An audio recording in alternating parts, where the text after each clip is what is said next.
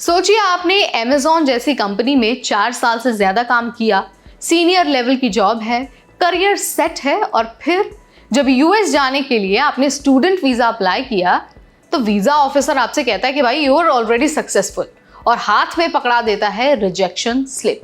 जी हाँ, यही हुआ है एक इंडियन प्रोफेशनल के साथ और ये स्टोरी सिर्फ उनके लिए नहीं बल्कि हम सभी के लिए जो वीज़ा होल्डर्स हैं या फिर जो वीज़ा के लिए अप्लाई करना चाहते हैं उन लोगों के लिए एक बड़ा लेसन है। तो भाई क्या कुछ हुआ है, वीज़ा ऑफिसर का क्या कुछ कहना है, इसकी सारी डिटेल हम आपको इसी वीडियो में दे देते हैं बहुत आसान भाषा में। हाय हेलो नमस्ते, मैं हूँ आपकी होस्ट नेहा उपाध्याय और आप देखना शुरू कर चुके हैं एनबीटी टेक। तो भाई जिस प्रोफेशनल की हम बात कर रहे हैं वो इंडिया से हैं, अमेज़न में senior investigation and risk specialist की जॉब कर रहे थे। उन्होंने सोचा कि भाई एमबीए करना है ग्लोबल मैनेजमेंट में, एडमिशन लिया सिटी यूनिवर्सिटी ऑफ सिएटल में। जब वो वीज़ा इंटरव्यू के लिए गए तो उनसे ना नॉर्मल क्वेश्चंस पूछे गए, लेकिन आखिर में लास्ट में ऑफिसर ने कहा कि यू आर ऑलरेडी सक्सेसफुल और बस वहीं पर थमा दिया गया रिजेक्शन लेटर। मतलब ऑफिसर को लगा कि भाई ये व्यक्ति तो ऑलरेडी बहुत अच्छे लेवल पर है तो फिर पढ़ाई करने क्यों जा रहा है, इसका कहीं और कुछ मोटिव तो नहीं है। अब देखिए, इंटरव्यू के बाद उस व्यक्ति ने रेडिट पर अपना जो पूरा जो एक्सपीरियंस है, पूरी जो स्टोरी है वो शेयर की है। प्रोफेशनल ने माना कि शायद वो ठीक से समझ नहीं पाया या फिर समझा नहीं पाया कि एमबीए उसके करियर के लिए कितना ज़रूरी है।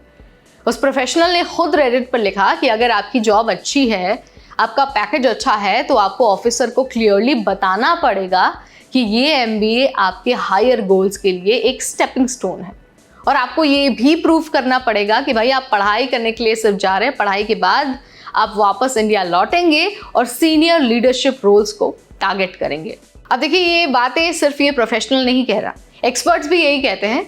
एक्सपर्ट्स कहते हैं कि F1 वीज़ा इंटरव्यू में 2 चीज़ें सबसे क्रूशियल होती हैं। पहला है स्टडी प्लान और दूसरा है करियर कनेक्शन, यानी आपकी पढ़ाई आपके करियर को कैसे डायरेक्टली बूस्ट करने वाली है, ये बहुत ज़रूरी होता है। इसके अलावा आपको अपने होम कंट्री टाइज के बारे में भी बताना होगा, यानी कि आपको उन्हें स्ट्रांगली ये बिलीव दिलाना होगा कि भाई आप यूएस में सेटल नहीं होंगे, इंडिया में आपका अच्छा खासा करियर है, इंडिया में आप अच्छे से सेटल हैं तो आप पढ़ाई करके वापस आ जाएंगे। अब देखिए, रेडिट पर भी इस पोस्ट के बाद लोगों ने अपने अपने जो विचार हैं वो शेयर किए हैं। कई लोगों ने कहा कि जब तक आप किसी रेप्यूटेड यूनिवर्सिटी में नहीं जाते हैं तो आपके चांसेस कम हो सकते हैं। वहीं किसी व्यक्ति ने कहा कि यू आर ऑलरेडी सक्सेसफुल का मतलब बस इतना था कि ऑफिसर को लगा कि आप जेन्युइन स्टूडेंट नहीं हैं। तो भाई मतलब ये है कि सिर्फ एडमिशन लेटर और बैंक बैलेंस से वीज़ा आपको नहीं मिलता है, आपको अपने इंटेंट को क्रिस्टल क्लियर करके दिखाना ही पड़ता है। तो इस इंसिडेंट से सबसे बड़ा लेसन क्या मिला है? लेसन ये मिला है कि अगर आपका जो करियर है ऑलरेडी बहुत स्ट्रांग है तो इंटरव्यू में आपको ये दिखाना पड़ेगा कि आपकी करंट सक्सेस बस पहला स्टेप है और जो भी कोर्स आप करना चाहते हैं वो आपको उस नेक्स्ट लेवल तक लेकर जाएगा। सीधा मैसेज ये है कि सिर्फ अचीवमेंट बताने से काम अब नहीं चलने वाला है, आपको ये भी दिखाना पड़ेगा कि आप जेन्युइनली पढ़ाई करना चाहते हैं और पढ़ाई आपके लिए बहुत इम्पॉर्टेंट है। तो ध्यान रखिए, आप भले ही कितने सीनियर लेवल पर क्यों ना हो, आपका भी वीज़ा रिजेक्ट हो सकता है। आपको चाहे कितना भी एक्सपीरियंस क्यों ना हो, आपका वीज़ा भी रिजेक्ट हो सकता है अगर आप वीज़ा ऑफिसर को ये यकीन नहीं दिला पाते कि आप एक जेन्युइन स्टूडेंट हैं और आपका मोटिव सिर्फ पढ़ाई करना है, आपका इंटेंट क्लियर है।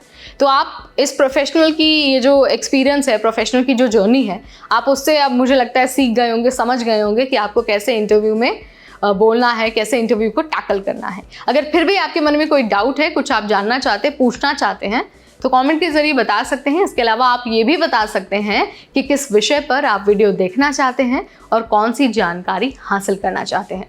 इस वीडियो में फिलहाल इतना ही, अगली बार हम फिर से आएंगे आपके लिए नई जानकारी लेकर, नया वीडियो लेकर आएंगे। तब तक मुझे यानी नेहा को दीजिए इजाजत। Keep watching NBT take care.